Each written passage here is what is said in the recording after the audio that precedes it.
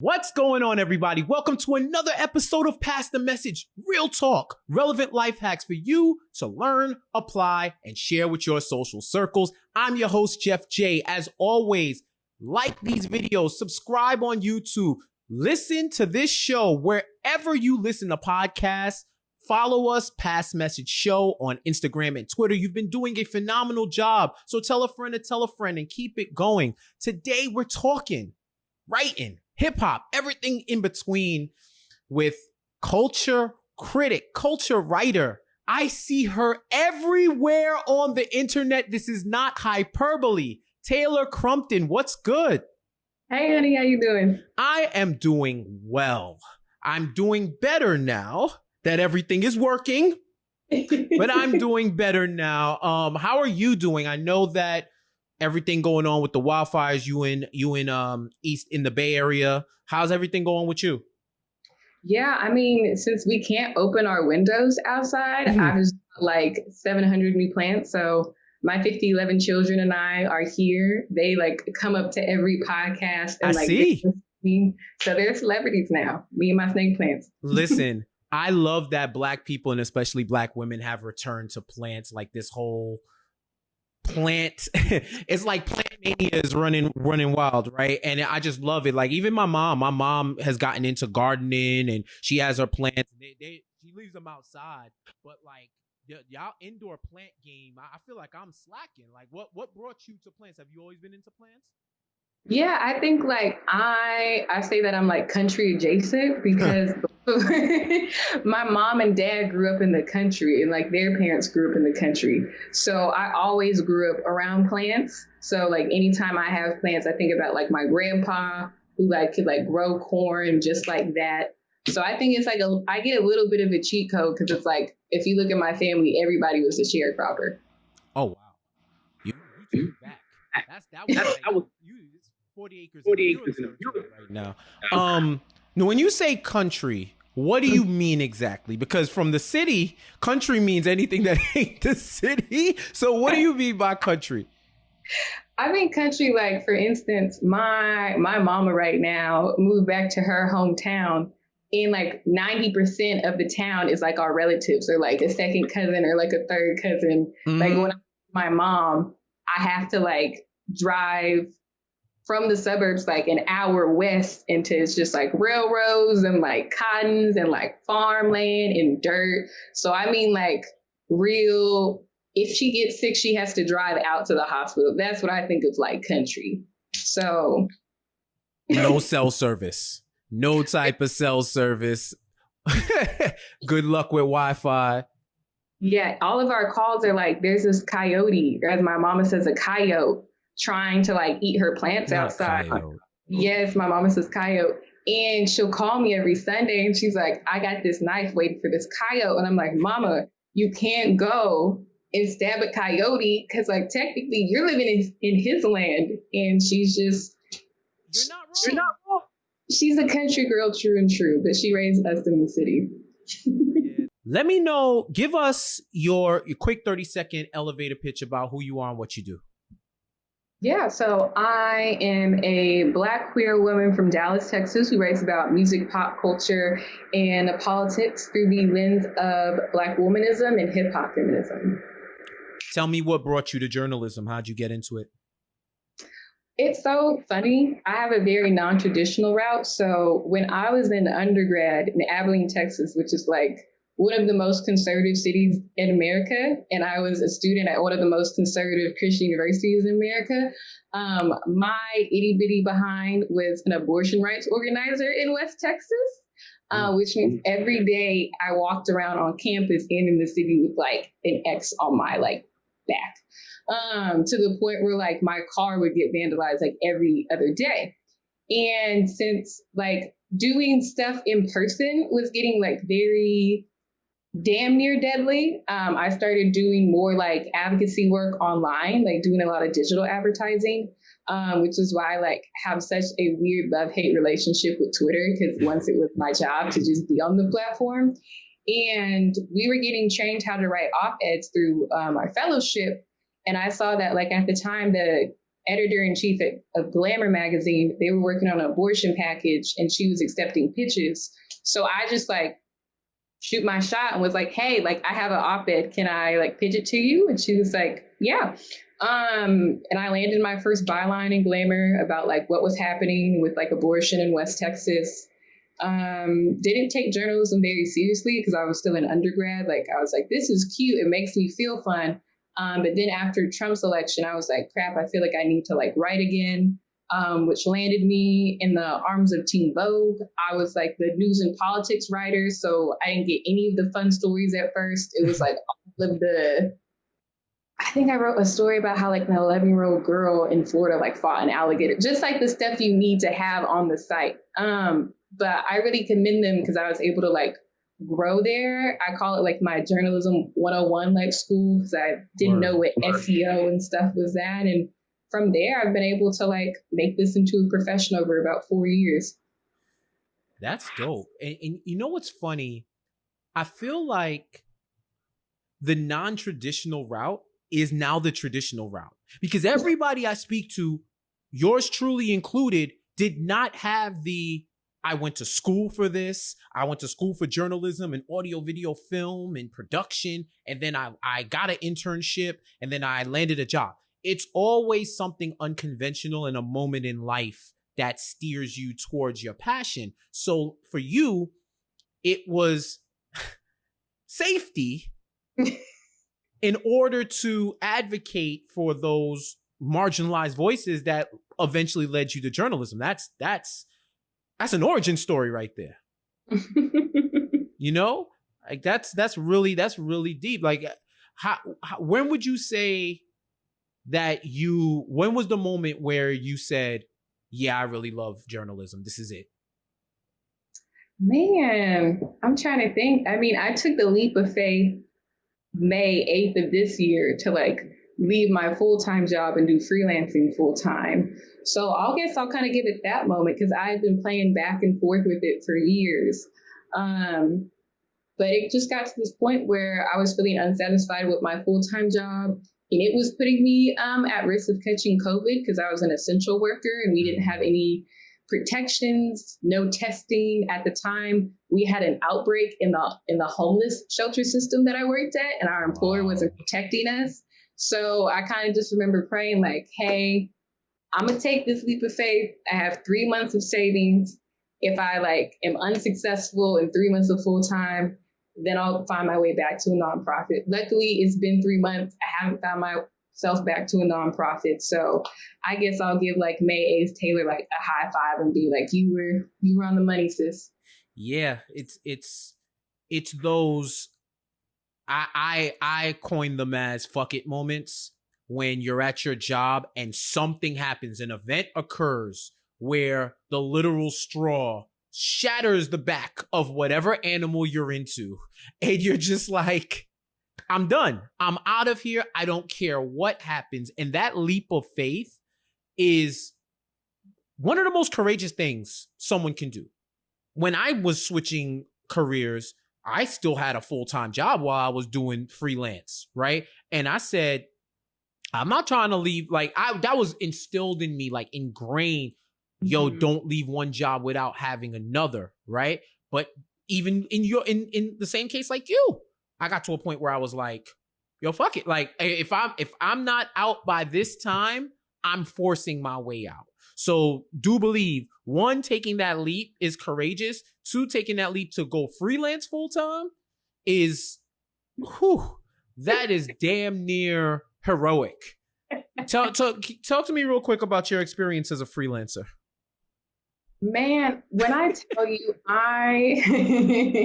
I'm so grateful to be raised by a short woman from the country because she just like really instilled that like short woman energy in me, which is funny because I will get up in people's faces forgetting that I'm like 5'10". Like I'll really be like, what? It's like, okay. So I think you kind of have to have that like tenacity and that like resilience because freelancing is a hustle to the point where you have to be okay, like being your accountant, your publicist, like your manager. You have to do all these 4 jobs at once, but also be okay knowing that like There may be one month when you were really popping and everybody wants you. There may be another month when you were like chilled down. So what are you gonna do in this? I enjoy it now because I've like learned the hang of being my own boss.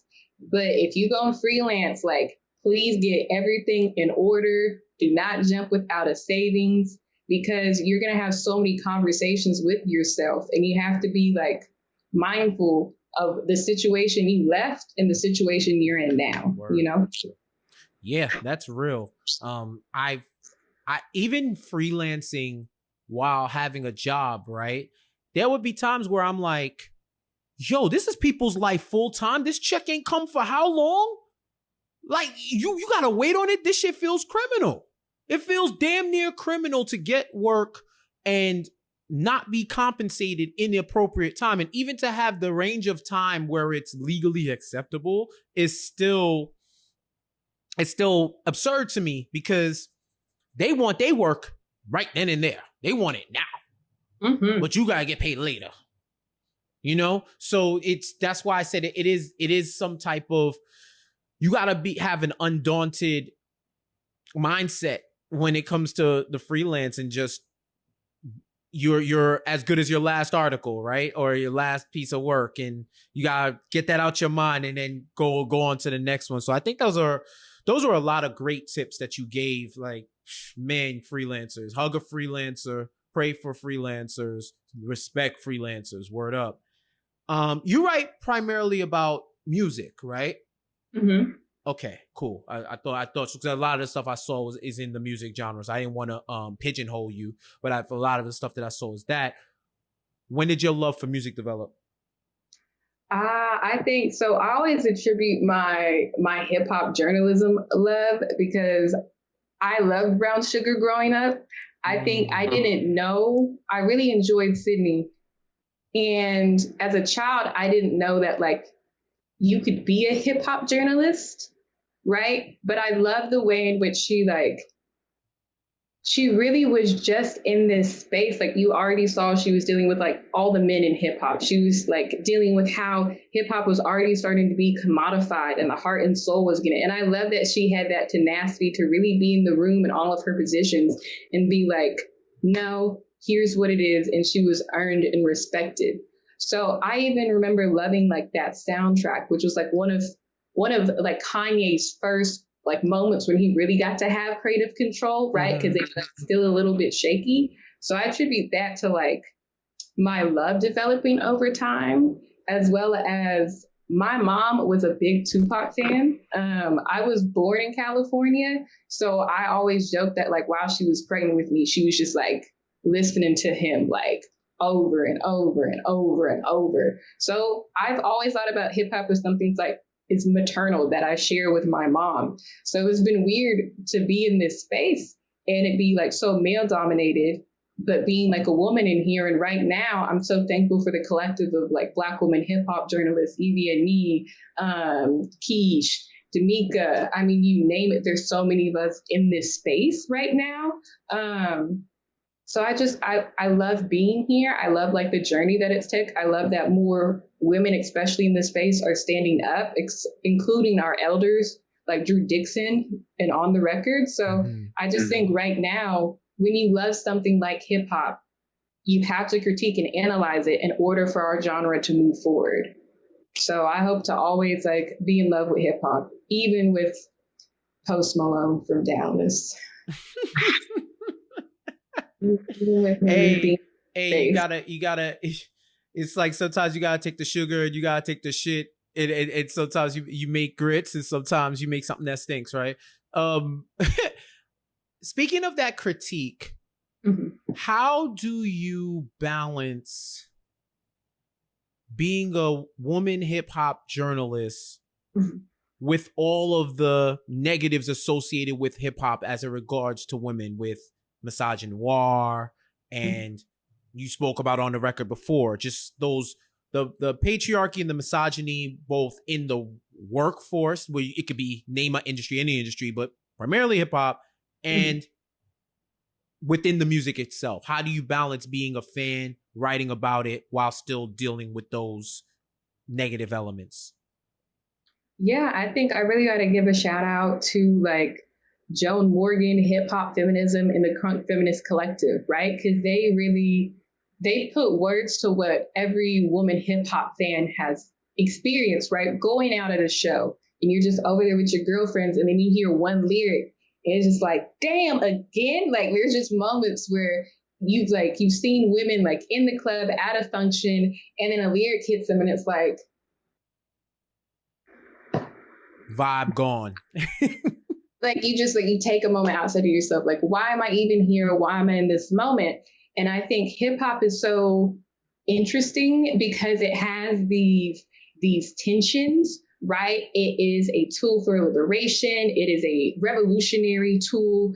I like when Erykah Badu says that hip hop is bigger than the U.S. government. I inherently believe her, right? There's so much power in this collective force, and we've seen that because it's the world's most popular genre. It's everywhere. It's unanimous, right? The way in which I love having a country cousin who calls me all the time. You gotta love that. You gotta love that. Listen, this is the quarantine era of communication. Everything is on the table. When I tell you, and now Skype is over here asking if I want to share my screen. Don't share your screen. I don't need to see nothing on your screen, girl. You're not seeing an OnlyFans on here, but I'm like, just say, like, yo, breaking sources. Sources say Taylor Crumpton has secret OnlyFans. Haha, I always joke about it. If I ever had one, no one on Twitter would know about it. Right, but exactly. Y'all don't need the journalists on there. But the hot girl journalist will keep that moment for herself. Right. And herself only. But yeah, I think when we live in these like tensions and these percussions, that's where we can have these conversations about critique. We can really get into the void and the nuances, right? And I really hope that rappers like understand it. I think No Name is a great example, right? Of like understanding that Black capitalism isn't going to save us, and understanding that like her position as a rapper, she can use this tool as political education. So I think there are some moments where we're seeing right now when people are being critiqued and accepting that, right? And that's because primarily it's been like hip hop feminists, it's been Black women being like, hey, I really love you. Let me explain to you why this isn't hitting right. Mm-hmm. And I think sometimes, especially with stan culture, that can be seen as like an attack on like your favorite artist. And I think like in the beginning, like early Twitter, people would just go on there and fight, right? Like I equate Twitter to just like a place where people go on and wake up and are like, I want to come for that person. Yeah. And if you've been socialized to have that interaction with the platform, then sometimes an artist is like, I want to deal with this. Like, you can kiss my ass. Which they're also entitled to, because I'm not a celebrity, I'm not an artist, I'm not talent. But I think there's real potential for rappers to engage with like hip hop feminists and hip hop journalists who are critiquing them, because at the end of the day, we just want to see the culture move forward. No one is saying that we should kill hip hop. I've never seen any writer say that. I said, maybe we should kill misogynoir in hip hop because it's killing all of our women. And I think that is a genuine investment, because women deserve to be in hip hop. Women have always been in hip hop. The same thing for like LGBTQ folks. They've been in hip hop. They deserve to be here. So why don't we just make this a better, more welcoming place? Right. Sounds simple enough, right? But there's probably a lot more conspicuous and underlying hurdles to overcome. Mm-hmm. So yeah, that's real. That's real. Everything that you said is real, and it's almost like a dual citizenship as being a Black woman in hip hop, where it's like you hear all these things and you love it, but then it's like fast food. You love it, but you know some things in there are harmful to you. Mm-hmm. So balancing that and getting a balanced diet is what we require in order to elevate the game. Y'all, she shared this picture. It's quartz. What is this? Quartz? That is amethyst. Yes, that is amethyst. We're very much all about, like, we got crystals, we have plants in here, we have okay. I got the Erykah Badu incense, support my Dallas auntie. It is a real chill vibe over here. I ain't mad at it at all. I'm mad. I'm mad. I knew it. Somewhere in my spirit said that's amethyst. What do you bring to your writing and to the game in terms of you as an individual? What do you feel is your unique contribution that you bring to hip hop and to journalism? That's really good. I haven't been asked that question before. What makes me unique? I think I would have to give it up to like my background being a social worker, right? I think a lot of people forget that like I have 2 degrees in social work. So when I write about things, I always try to like view hip hop as an institution on like a macro perspective. That's why sometimes when you read my stuff, it could seem like an academic journal article or an essay, because I love bringing all of these contexts and elements when we talk about a genre. Hip hop is political, it's pop culture, it is economic, it's social. So many things influence a rapper. And I think that's what I bring to hip hop journalism, right? It's, for example, when I did my Pitchfork review of Meg's Fever, I had to bring about how, like, in the beginning, Houston was disrespected. Like, Houston was disrespected. Women were disrespected. So for her to be, like, the world's most popular rapper, could we have gone back to 1995 and been like, in 2020, we just got to collab with a woman rapper from Houston and a woman rapper from the Bronx instead that in 1995? It's a fact. No one would believe that. But also, like, if you don't do the research, right, then people wouldn't admire what it means for us to have that collaboration. And I think that's what I like bringing. I'm a big person who likes bringing in the facts and the archives and making them relevant, because if we don't have a wealth of hip hop journalism just because people didn't take it serious at first. So we really got to bring that back into conversation. Like Bun can talk all the time about how Jive disrespected him, about how KRS-One disrespected Pimp C. Why do we just get that in 2020 on a podcast? Because no one thought to even like write about that when it happened. Yeah, it's finding those stories that are endemic to where you're from and that we may not have heard about, whether in the mainstream or even in the next town over. There's probably people in Houston that don't know what's going on in Dallas and vice versa. And I know, I'm from New York and I need to connect with people from those areas to find out what's going on. You can always search, but you don't get those real deal stories unless they're told by the scribes from those cities. So I think that's something that's really, really dope to hear. Now, speaking of your city, someone got a book deal, a essay deal, a thing. Somebody did a thing, as the kids say on social. Let's talk about it. So tell me how this came about with halfway books. Yes. That's what it's called. Okay, I did that off the top. I didn't look at notes. Halfway Books, Shay Serrano knows organizing it. Tell me how that came together. Yeah, so shout out to Shay. It's funny because him and I have mutuals in common, but we had like never followed each other. Because he's like from Texas also, right? He's he from San Antonio or something? Yeah, he's from San Antonio. So like I had known friends in the Texas music scene and they're like, have y'all never been in the same room together? And even after I got accepted, he was like, I just read one of your articles. And I was like, Shay, we have friends together. Like, whatever.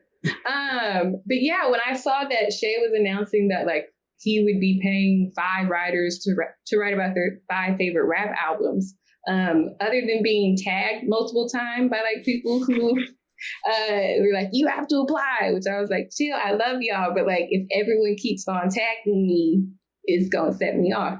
And the album that like speaks to my heart, that speaks to like 8-year-old little Taylor, that speaks to like this grown little Taylor that will probably speak to me in the future, is Purple Hulk by Big Tuck.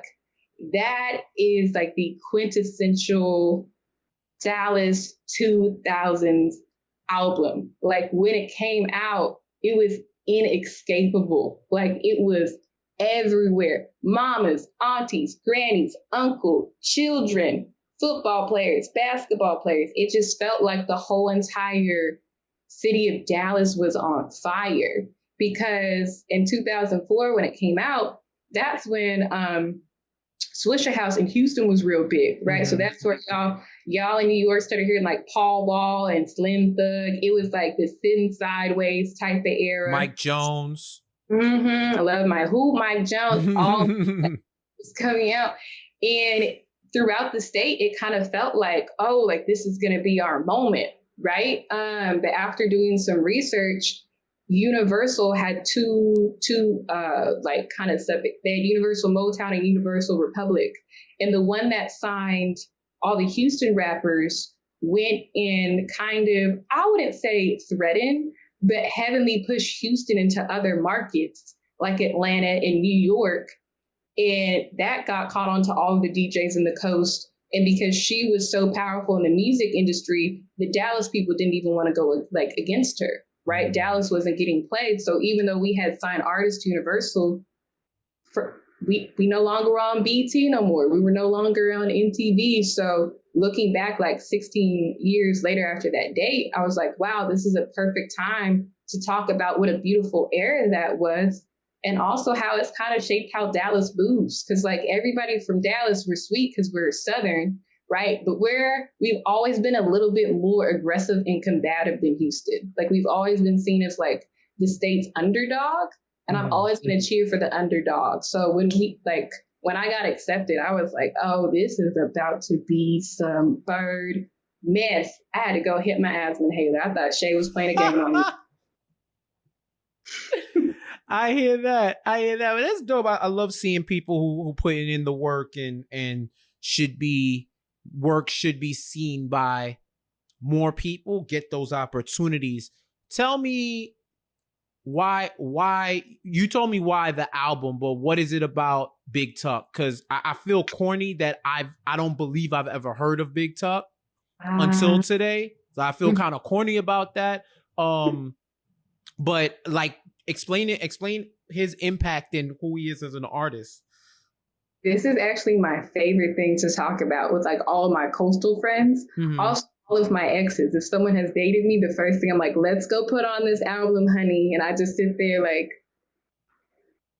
so if you don't like it, you're going to have to leave the house. And if you do like it, then we can keep dating. But Big Tuck is the voice of Dallas. So Big Tuck started in Dirty South Riders. Think of Dirty South Riders as like Dallas Wu-Tang. Okay. So it was just like 19, can we say the N-word on here? Yeah, it's free speech. Okay, cool. It was 19 niggas, right? And like the way Dirty South Riders hit, so there's this big old plaza in Dallas called Big T's Plaza. You can get a grill there, slice of pizza, airbrush shirt. Like it is. You could buy socks over there too, underwear, all that. Anything. It's like a Black people mall in South Dallas. Like you could also like at nighttime, please leave unless you want to get shot. Let's talk about it. But George like had a recording studio in there because George used to be the plug for No Limit Records and Rap-A-Lot in Dallas. So they would drive up from Louisiana and Houston to sell their stuff there. And he was like, yo, Dallas got rappers. So he put out this call and like every rapper in the city, like in the 90s was coming through, dropping off demos. Tuck, he had just came from like University of Arkansas Pine Bluff, put his demo in.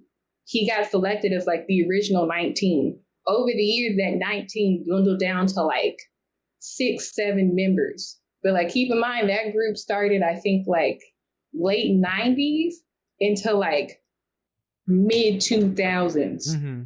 Tuck was like the sole remaining member. So like when they cut people, Tuck was still there. When they added people, Tuck was still there. So like when I tell you he was there from the aunties with the tattooed chest paws to the youngins and like the 2006 like 7, 8 Little Will My Dougie, like everybody respects Tuck. Like he comes by and it's like, I don't know if you Jesus, but you damn near close to it. Right. Even today he was like, yo, Taylor, I'm so honored. And I was like, I want to be like, can you sign an album? I'll buy one off the eBay, like you can sign it or what. So I'm just like, I'm really honored to like honor his legacy because he he's regarded in Dallas like Houston regards like Bun B and Pimp C. Right? Like that's our dude. And the fact that he's like still alive, that's what really drew me. Like, I think we should honor our rap legends while we're still here. Like, I wish DJ Screw was still here to see his legacy. I wish Pimp was here to see Megan, right? And it's like we got all these books on them after they passed. So I'm trying my best to get this book chapter out while he's still here. He's still in good health just because he deserves that. Honoring our legends, giving them the flowers while they can still smell them is something I'm so adamant about, because I read a quote. I forgot where I read it, but it said something. I forgot where I read it, and I forgot it verbatim, but I got the gist, so I'm gonna give it to you. So it basically said, spend time with the people who love you while you're still here, and don't start honoring you when you're gone. And that's how I feel about a lot of our legends, especially our legends, Black folks' legends, because to the outside, if you can't make a buck off of them, they're worthless. If they haven't put out music in 5 years, they're washed up. Why do you even care? You saw a lot of that shit come out with verses and all of that, with our legends coming out. It's like, yo, it was a point in time in history. These people can say, for a moment of time, they left an indelible mark, which is probably more than their detractors had. Because, you know, the thing about legends is we all have the opportunity to be immortal if people keep passing our stories down. That way, that's the reason why legends never dies, because they continue to be spoken about and passed. So I'm very passionate about giving those legends their honors while they can still receive them and give us the insight, especially regional legends. Because with the advent, or positively, the fact that I could be an MC from my house to do it off of the laptop and with mics and all of that, we kind of lose regionalism to an extent, because I can hear sounds from all over the world and be inspired. And those distinct sounds, like the New York sound, the Southern sound, like even within the South, there's different sounds, but just like that feel, West Coast, you know, Midwest, it used to be like regional differences that made the genre better. Then we got to a point where everybody started sounding the same. Now I think we're getting back to that with I still don't know how drill got here in New York. I still don't, like, I can do my research. I know it's originally in the UK, but, you know, it's like, as a New Yorker, I'm like, where the fuck did drill come from? But it kind of helped us reclaim our sound again, like a sound that's New York, where we don't sound like everybody else. And it's not just hip hop, which is nuts. Like, it's a lot of other industries where it's like the regionalism is lost. And I feel like that's what gives us our strength, is that uniqueness where, clearly everybody else in the country was influenced by New York rap because that's the originator, but you see everybody made it their own and made it different and then made the subgenres. So like, as you can see, I'm with you with that. I'm on that vibe. And if you telling me Big Tuck is that dude, then Big Tuck is that dude. Like, that's it. Like, who's the last Dallas? Is Duro from Dallas? Yeah, okay. But rolling like a big shot. Yeah. Listen, man. The biggest misconception I will say about New York as it comes to rap is that we don't like other forms. What it was that we were literally protecting the culture. So when we hear people outside of the region, shit, Philly got it too. Jersey got it a little bit, but they were right next door. Like, it was almost like a gatekeeper thing. So if you were exceptional, it was like you broke through, and it was like, oh damn. And then you go through, like, for every like Outcast or Scarface or someone like that, or, you know, the West Coast just bullied Dr. Dre, NWA, all these guys. Like, it was just, even DJ Quick, like, you know, it was like that. And then once once the region started getting stronger and they became the prevailing music, it was like, okay, well, you know, the chickens have come back home to roost. And now, you know, we all gonna be a family now, one way or another. And I think it only made hip hop, it made hip hop for the better. Mm-hmm. You know? And it's so funny because, like, when I think about Dallas, the Doc was the ghostwriter for the whole entire West Coast gangster rap music. Yep. Doc is from West Dallas. That's a West Dallas cat. Nino, who produced Lil Jon's "Where You Hood At," when it says Oak Cliff, he was one. That's because he's from one of the first rap groups out of Dallas, and their single is called Oak Cliff, which is one of the first hip hop songs we ever had. So I always think it's funny how people are like, oh, y'all just came out in 2004. But really, we've always been behind the scenes. Like during the last versus battle with Snoop Dogg, I was over here tweeting like, the Doc wrote this, and he wrote that, and he did this, and he did that. We have always been there, baby. And I'm going to rep it. I also have a Texas and a Dallas tattoo on my body, so I'm a full bird. And I'm wearing a Dallas shirt right now. So it's pretty much just cemented. I hear that. Well, you know, West Coast claims DOC already. Like he gone. He like you keep his origin alive, but that man has dual citizenship. Because I would have never known. Look, he may give y'all dual citizenship, but he is back home in Dallas.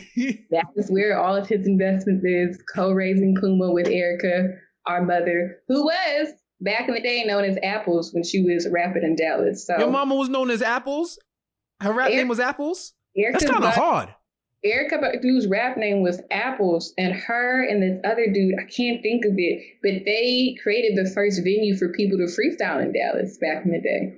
Like, this was right before Baduism came out. Like, Apples really helped the scene out here. I think that's why we love her so much. Yo, that's fire.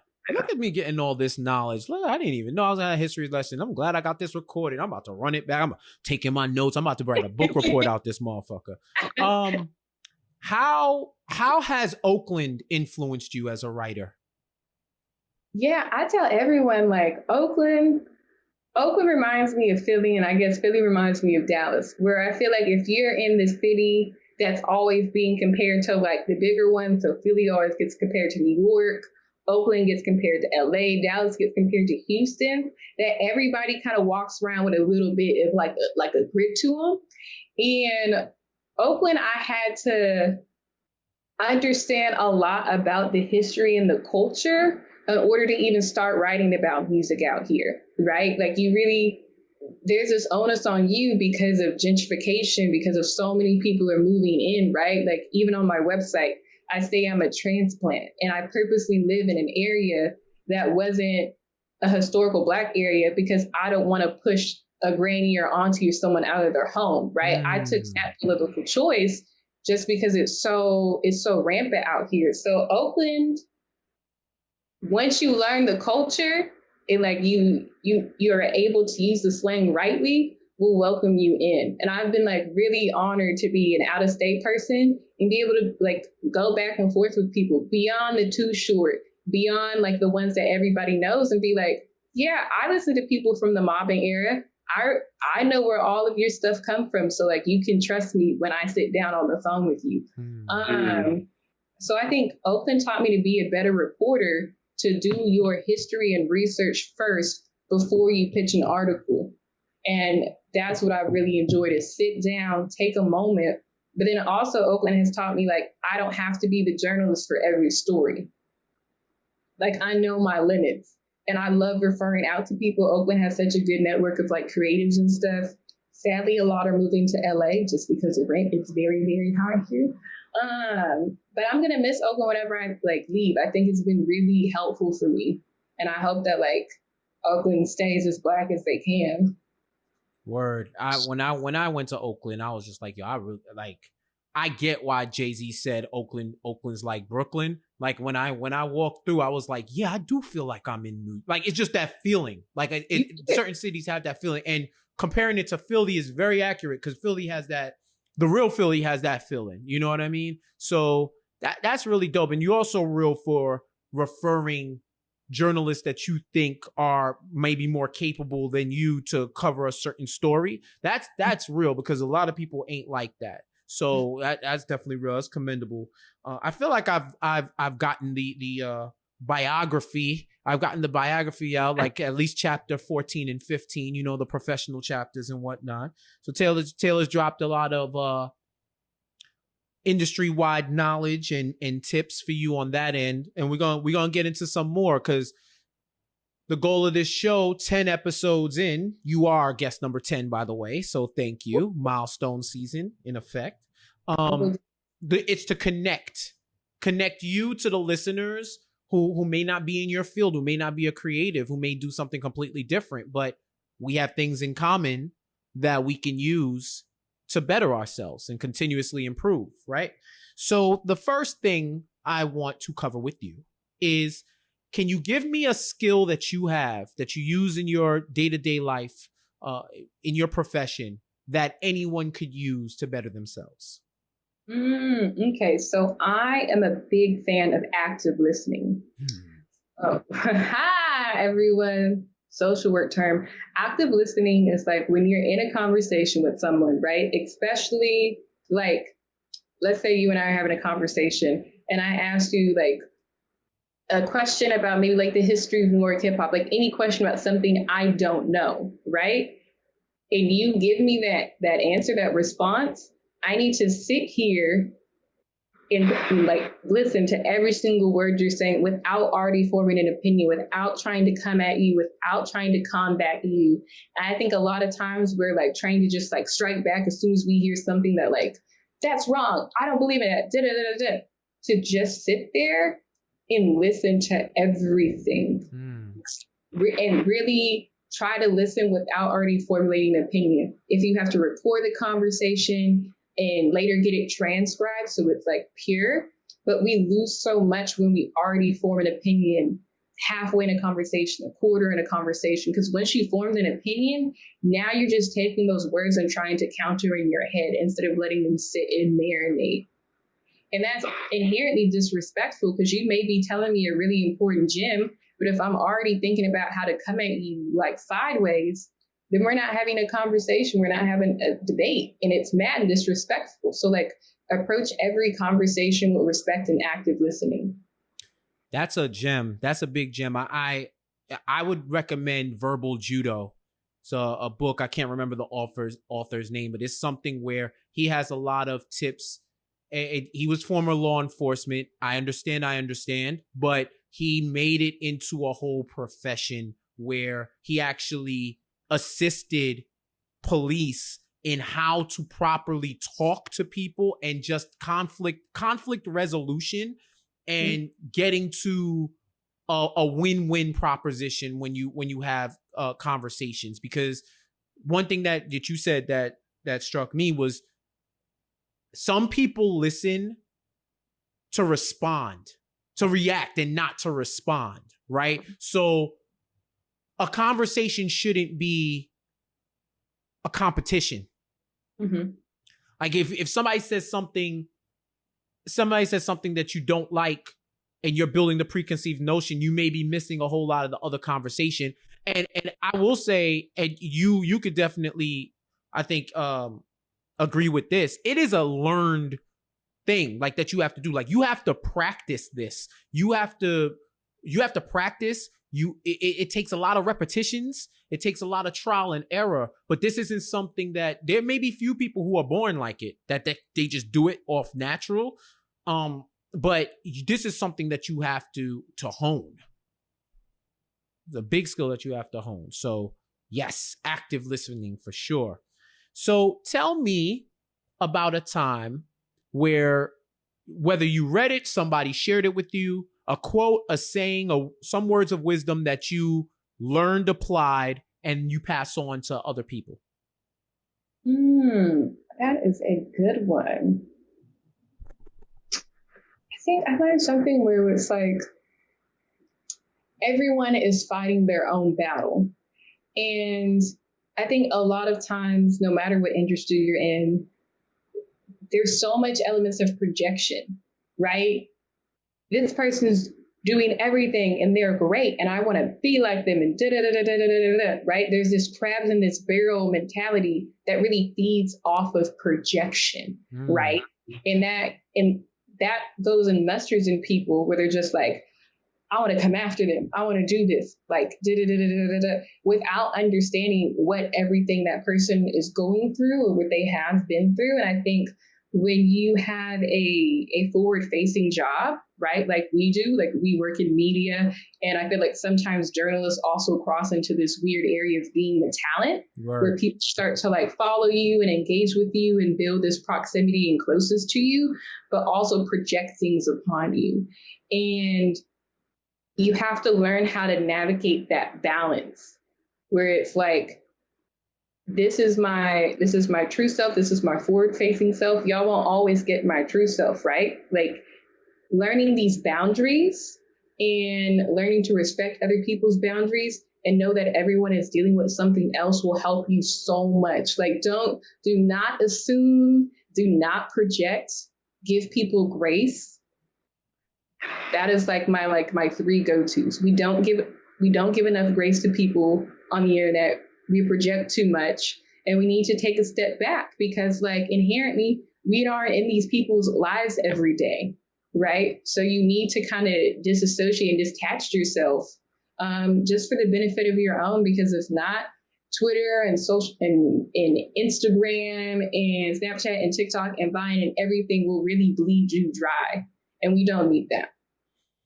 It's a word. That is a word. Everybody's fighting their own battles. You don't know what people are going through. So lead with empathy, right? Like try to put yourself in their shoes or understand. Don't shift the blame. Don't shift the blame. Keep it to yourself. And once you understand that I've had people who blew up on me out of nowhere. And I'm like, fam, I just asked you for a chip. Like, what's wrong? And hour later, 2 hours later, day later, week later, yo, my bad. I was going through things. All right, let's talk about it. Like, like, what's up? Like, you're not alone. Don't think about that. And we all have bad days. I think knowing that will help you navigate through the life better, So that's definitely a great word. Give me one way that you're practicing self-care and taking care of yourself and staying healthy amongst this dumpster fire we're currently calling 2020. Yeah, in the midst of hell, as I'm calling it, California is pre-revelation. We had a fire tornado last Sunday, lightning storms, the whole entire state is on fire. So any day I'm just waiting for revelations to happen at this current moment. I'm like, who pissed Storm off? Why is she outside while I just remember I woke up last Sunday and I look out my window and this tree is shifted over and I'm like, oh, he really been to die. So in the midst of all of that, I have deleted Twitter off of my phone. So I only download the app to promote articles. Like if something drops that day, I re-download it because it's just easier to interact with people. Once them hours are down and it's low engagement, I delete that. I also don't check my work email on the weekends just to give myself some peace of mind. Because I think as freelancers, you're like, I gotta continually hustle. And it's like, no, you need time off, you need rest. I've allowed myself to binge watch. So I definitely was part of the Black gang on Twitter that was watching Selling Sunset. Davina, I'm coming for you, ho. Don't you ever Chriselle again.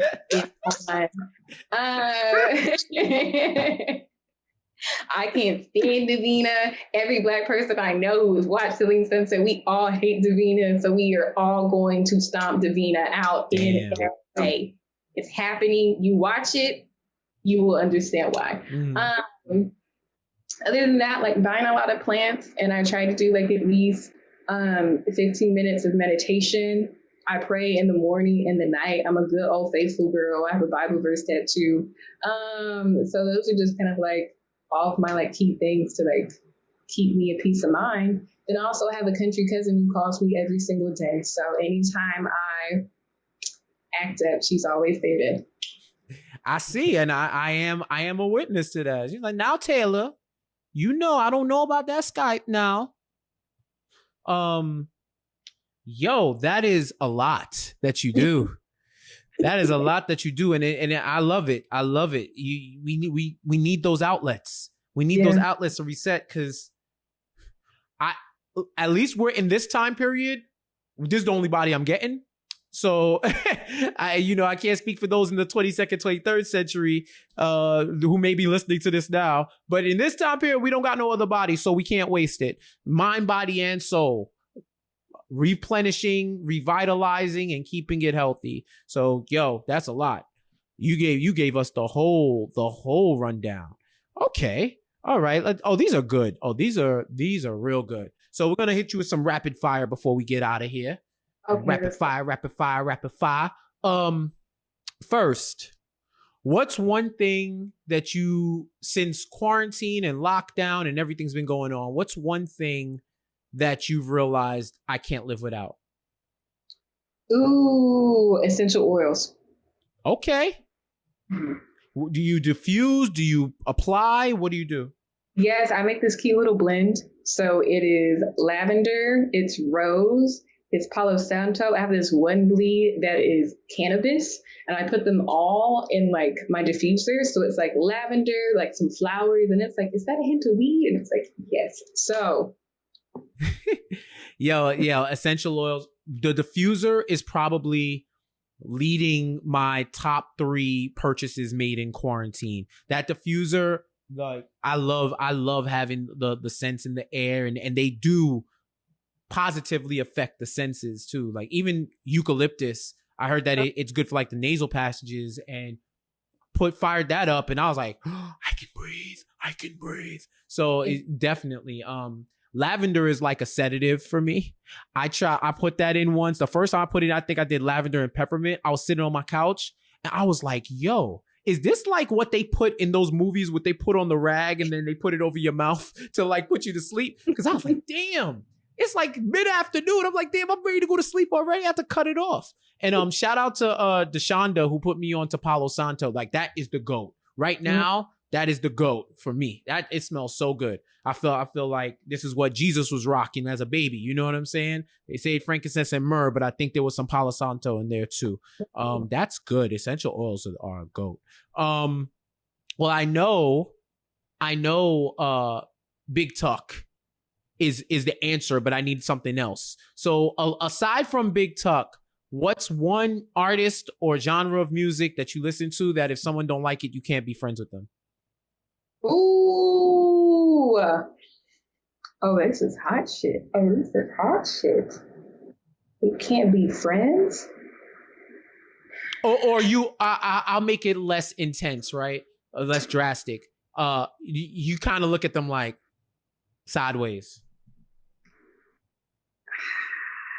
I mean, here's the thing, like everybody messes with hip hop, everybody messes with R&B, everybody traditionally like messes with pop. I think if you were my best friend, this is like a criteria for like my best friends. Mm-hmm.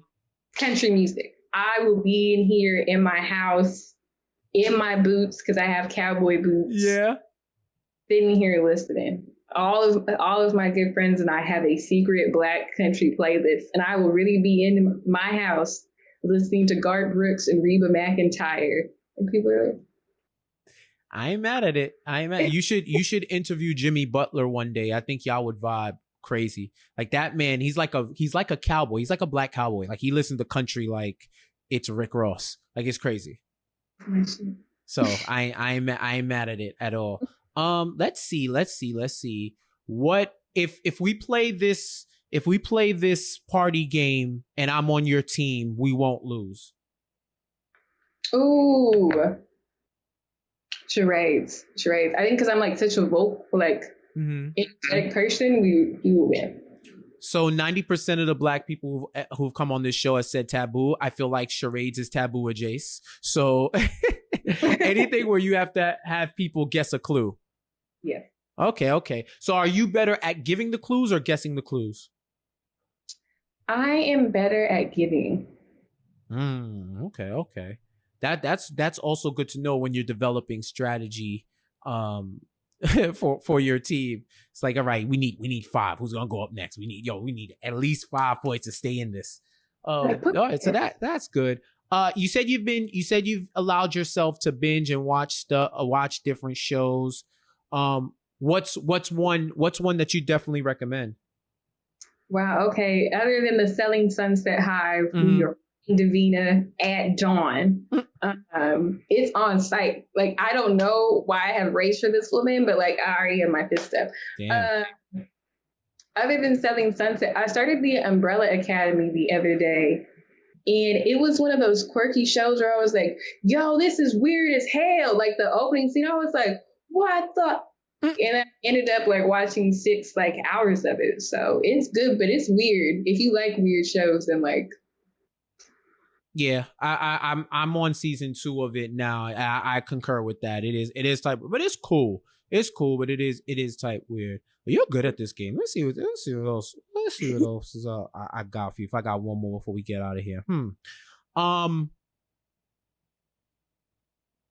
What's your favorite food? Ooh. Only one, please. Thank you very much. Wow. You know I cook all the time, so like that hurts my soul. You're making me feel like I should ask like what's my favorite plant. Like these are all my kids. Listen, it's either the food or the plant. We could go to the plant. Hey, you need all of my 50 baby children. Okay, I'll say favorite food. I learned in quarantine how to make homemade buttermilk biscuits from scratch. So like it is a laborious task. It is a labor of love. Mm-hmm. But like when you eat them, it is just like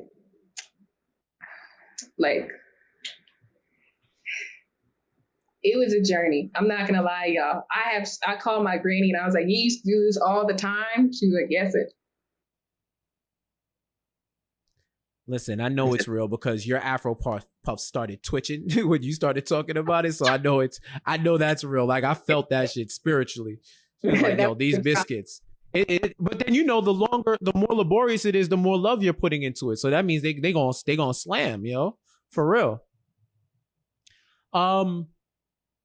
Who is your dream interview? Oh my God. Okay, so. The universe has played me several times in 2020 between Meg and I. I've had so many commissions to interview Meg, and then something happens, and I'm not allowed to interview her. So I say every interview, I'm just waiting for the hot girl journalist, the hot girl link up, because it's just going to be iconic. It needs to happen.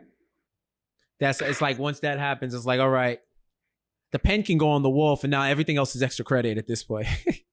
I mean, Big Tuck already knows who I am. So it's like, it's my time to put my jersey up. But I'd be like Mike, I would retire and then I'd come back. I'd be like, she's gone. It's like, hey, I'm back. Yeah, you need the fake retirement to build the anticipation for the next project. You know what I'm saying? But I will say it's probably just not. And this shit sounds super cliche, right? So I won't say it's not your time, but when it happens, it'll be right. Mm-hmm. I'll say that because my inner me was like, you better not tell her it's not her fucking time. You know you hate that shit. Don't be passing that shit along. But because I really do. But it be lightweight true sometimes. But it's like they're getting canceled for a reason. Mm-hmm. It's not happening for a reason. But when it does happen, whatever you've seen, you'll see it all. It's like the pieces of the puzzle coming together, right? So once you comes together and you see the picture, you're gonna be like, oh, that's what it is, and it'll all make sense. That's one of the things that keeps me going when certain. I can tell you that from my media journey.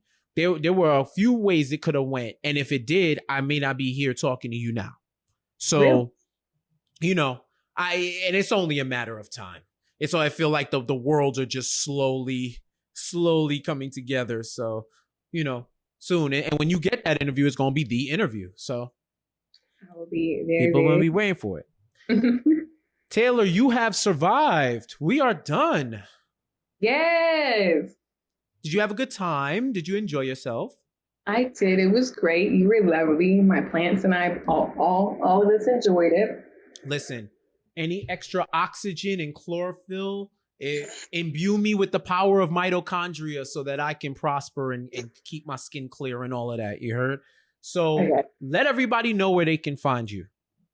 Well, yeah, across all platforms, just at Taylor Crumpton, first, last name. Please do not pitch into my DMs. Do not send me music in my DMs. Please do not send me a file transfer of your mixtape or album to my email. Like, let's just keep it real nice. If you pitch or send me some music in my DMs, I'm going to delete it. So.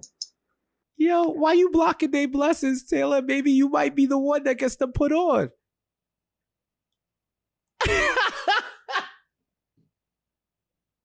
I'm saying, yo, like they can't send the SoundCloud links are filling up in the DMs right now. Jeff, look at my face. Yo, I used to get so many mixtapes. I'm like, fam, I'm not the one that's gonna put you on. I'm sorry.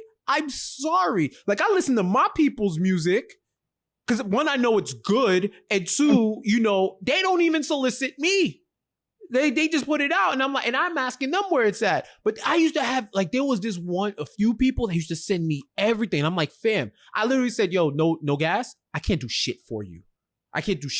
But listen, I don't got the plug. I'm damn near I'm not the outlet or the plug. I don't even got a cord, my G. Like, I am out here in the wind. But that's hilarious. So all social media, Taylor Crumpton. Uh-huh. Do you have a site?